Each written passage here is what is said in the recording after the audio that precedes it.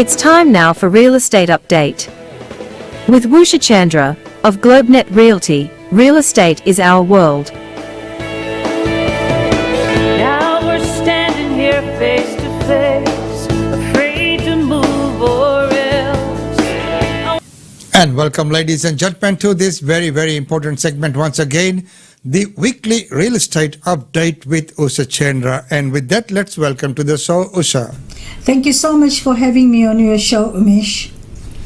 And it's wonderful to have you on this show. And of course, this week we are celebrating International Women's Day. And may I wish you and all the ladies out there the very best for what you do out there, and especially on International Women's Day, the theme this year being break the bias, and let's show our support by crossing our arms. Yes, break the bias. So would you like to talk about what's been happening in the community with International Women's Day? There has been a lot of functions organized by a lot of ladies, like a lot of ministers have organized functions. These community groups have organized a lot of International Women's Day functions, morning tea, afternoon tea, and one particular group, which is Boondall Community Group, which has been celebrating International Women's Day every year, and they have been supporting Boondall State School and having morning tea. And let's have a quick look at the video, a little short video of what these females do. They do amazing work from the ministers, from the community group, from the teachers, from business groups, all females supporting the school and the activities of our local school kids.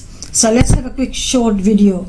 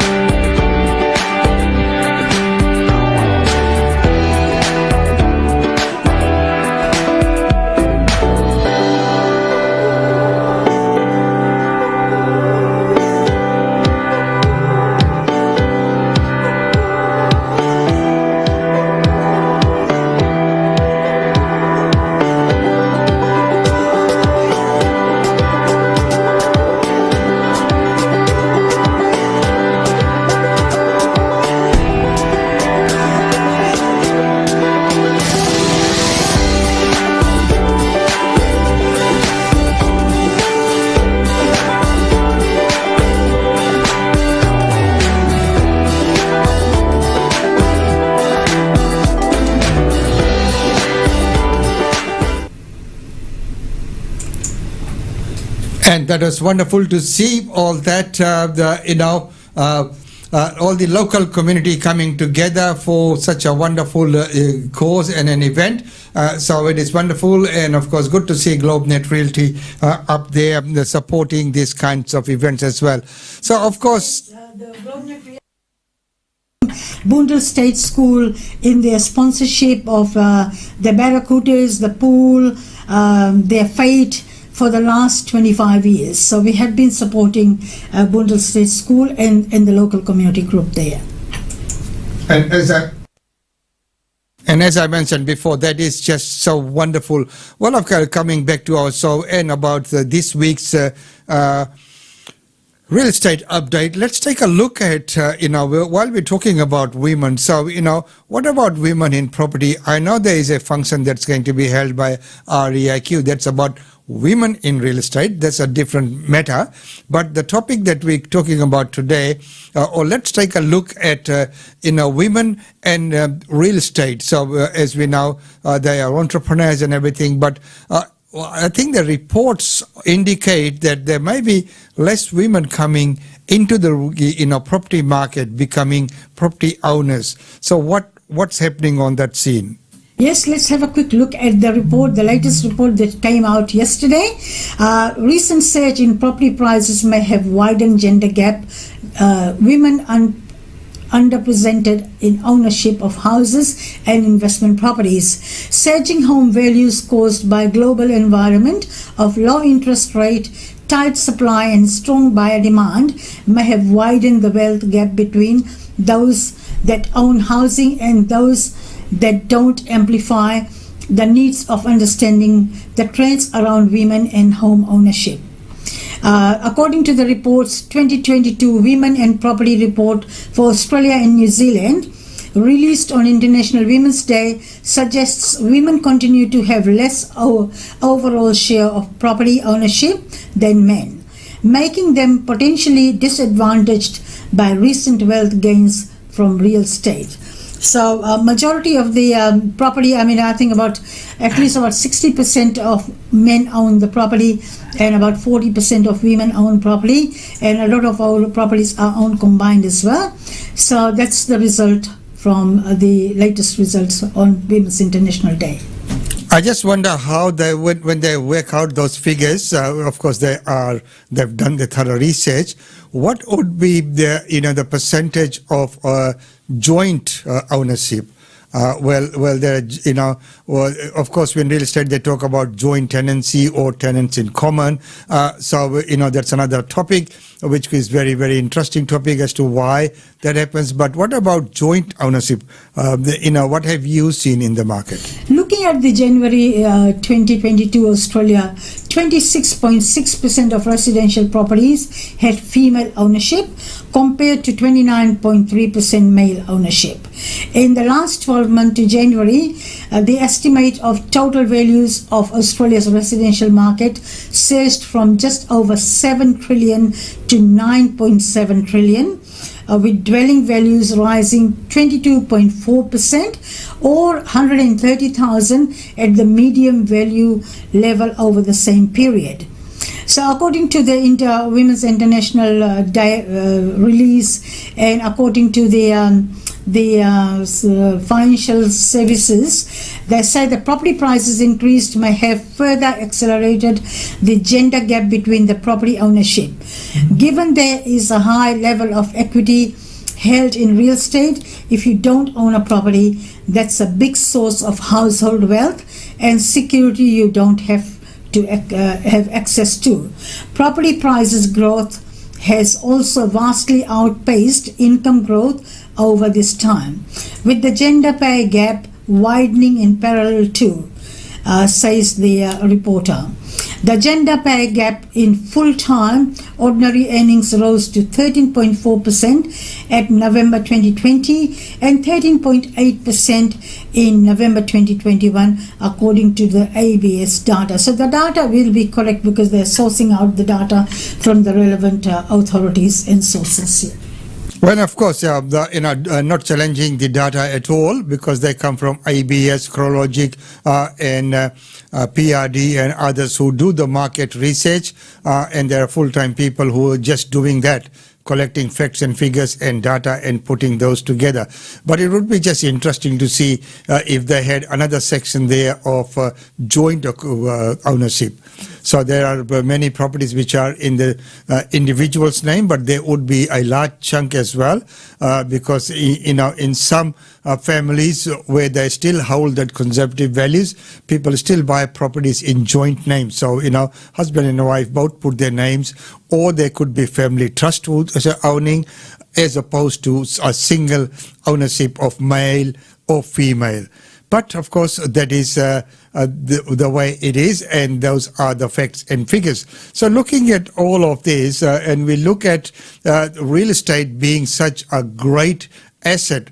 So if your name is not on that ownership, not do you lose out on the asset, but you also lose out on the security that you would have as per that report that you just mentioned. That is quite interesting. Well, okay, moving on, let's take a look at the market indicators and see where we are heading in this period. Yes, looking at there were 2,945 homes taken to auction across the combined capital cities last week, down from 3,386 over the previous week, while significantly higher than this time last year, which was 1,569 properties. Out of the 2,339 result collected so far, 7% were successful, down from the previous week's preliminary clearance rate of 74.3%, which revised down to 70.9% at the final figures.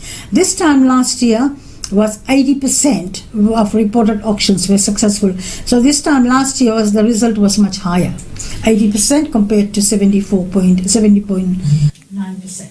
Wow, that's a 10% drop, and we would have thought that the successful auction, maybe one of the reasons could be is, I'm just speculating here, the reason could have been the large number, because if you look at the percentage, but there would have been more auctions during this period than last year, but the clearance rate would have been better last year. I believe that might be the case. So let's take a look at the stats and the facts and figures and see how they stacked up. Yes, let's have a quick look at the major capital cities. Looking at Sydney first, the clearance rate was 74.6%. 993 properties were taken to auction. 603 was sold under the hammer. Melbourne was 70.4%. 1,426 properties were taken to auction. 1,159 sold under the hammer. Looking at Brisbane was down a bit, 69.8%. 180 properties were taken to auction, 88 sold under the hammer. Adelaide was 82.1%. 194 properties were taken to auction and 110 sold under the hammer. Perth and Tasmania was not applicable because they didn't reach the 10 properties. Canberra was 75.7%, down there again. 140 properties were taken to auction and 81 sold under the hammer. So looking at the average of the combined capital cities, 72.7% were cleared auction results. 2,945 properties were taken to auction and 1,700 sold under the hammer. So the results is still quite reasonable, apart from a couple of cities where it was down. I mean, Adelaide, the market was quite good. It's pretty steady there. It's always been in the 80s. Sydney has been down, Melbourne has been down, and Brisbane has been down as well. Canberra is very steady there, it's 75.1%. The one that really stands out is Brisbane. So if you look at Melbourne at 816 cleared auctions and Sydney at 603, and cleared auctions in Brisbane only 88. What would have caused that? Yeah, I think there is a lot of people are still scared to buy under the hammer in Brisbane. People they're not qualified in finance or whatever reason they have got. I think a lot of people want to buy either at after auction or before auction. They get a little bit nervous or sometimes people bid much higher than what they should be buying the property at the price. So that's a major reason. I mean, Sydney and Melbourne have always been auction cities, where Brisbane is slowly getting there. I mean, it was the results the last couple of weeks the result was much better, but because of the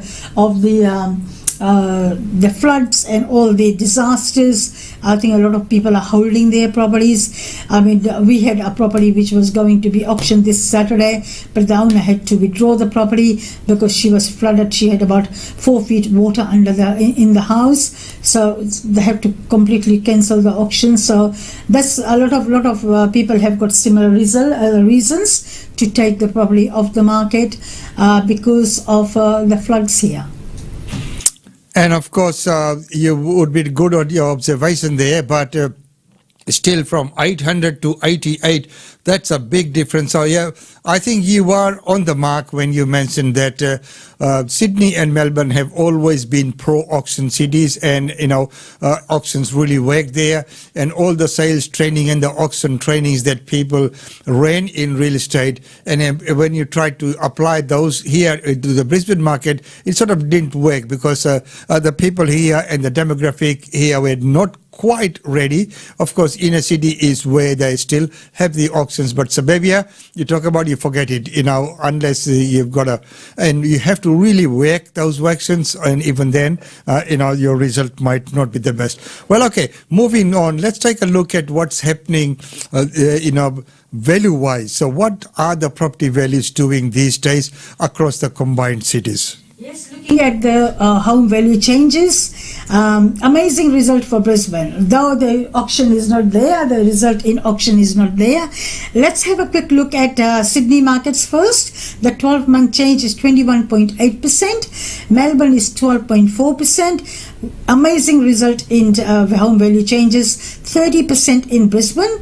Adelaide is second, 25.9%, and then Perth is 8.4%. So looking at the combined capital cities, it's 18.8% is the home value changes. So we are talking about that auction result is not the best in Brisbane, but the home value changes is quite high. So we are happy with the results in the home value changes. Okay, home value changes means that people are paying very good prices for the properties, but what's happening in the market may be something different, meaning the number of properties coming on the market, the number of properties going to auction, the number of properties clearing the auction is low, but the prices have gone up. The values have gone up, depending that demand might have been higher. So that would be, and I think looking at some of your previous interviews and your segment, that's what we saw. We saw that there was an increased buyer demand, but that of course makes it a very difficult market. So looking at all of those, let's take a look at the pie as they talk about, meaning what's available for sale throughout the nation in all major cities. Yes. 4,402 properties came on the market last week, and the 4-week count is 12,453. Sydney 8,000. Looking at the number of listings in Sydney and Melbourne is quite high. That's why their results is much higher. 8,017 new homes, 22,030 in 4-week count. Canberra is 792 new listings, 1,843 in the 4-week count. Melbourne 9,480, 28,369 new properties. And looking at Adelaide, 1,915 new listings have come on the market. Darwin is about 274 new properties. Perth is 4,272 new properties. And Hobart is 374 properties. So looking at the combined capital cities in the last week, number of listings is 29,528, and 4-week count is 85,737. So the demand and supply is much higher in Sydney and Melbourne, looking at the number of listings. And of course, with Melbourne taking the cheesecake there, 9,480, I still believe that's the place to buy at the moment because there's lots of listings there. The value changes have been gone up. So people would be more willing to sell there and moving on. Well, okay, so that is amazing results that we have seen there. Well, right now, moving on, we'd like to take just a quick look at what's happening in the market in your area. In our area, the market is a little bit slow, but we have got a couple of new properties and rentals as well. One particular property I would like to talk about is in Tigam. It's on 529 square meter block. Very good high elevated area across the road from the park. It's got 4 bedrooms, 1 bathroom, 2 living areas, great entertainment area on top of the hill actually, so there won't be any flooding there. So the owners are moving overseas and they would like to sell. It's an excellent investment property, low set brick, low maintenance, and ideal for our investors or first home buyers.